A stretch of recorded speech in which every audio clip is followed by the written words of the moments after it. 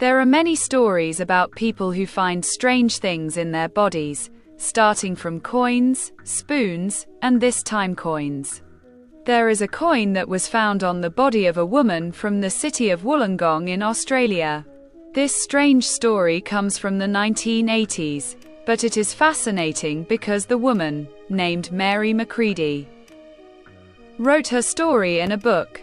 Mary told the local media that when she was still 13 years old, she lost her voice for the first time. The doctor could not find what was wrong with Mary. She was then diagnosed with bronchitis and severe constipation. But strangely, when her illness recovered, Mary's voice did not return. Mary went to school at St. Anne's Catholic School in Dapto. In her school, a priest told her that her voice was gone because of the evil devil. Other students who were thought to be mystical kept away from her, causing her trauma. When she was still 14 years old, she left the school. After 12 months hiding in the house, Mary decided not to get involved in sadness and continued her life. She then contacted the Commonwealth Employment Service, an employment agency established by the Australian government.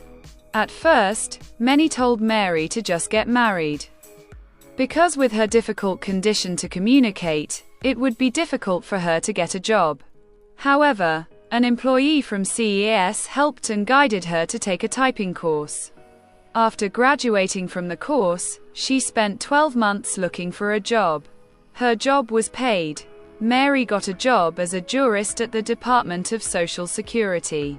One day, while she was working at the office, Mary, who was 25 years old at the time, suddenly woke up and coughed blood. She saw a black lump in her mouth. Apparently, the black lump was a £300 coin produced in 1959. When the coin came out of her body, Mary began to be able to speak little by little. Soon after, she was able to speak again. The doctor explained that during this time, the coin was stuck to the valve of her voice, making it unable to vibrate or make a sound. Mary's initial problem when she began to speak was how to regulate her breathing so that her voice could come out.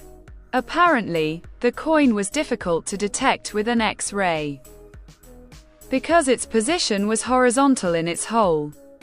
It is still a mystery how the coin could get into the hole. According to Mary, the coin may be in a jug or a bottle and spilled over. Now, Mary is married and has 2 daughters and 3 grandchildren. She works as a medical secretary for experts.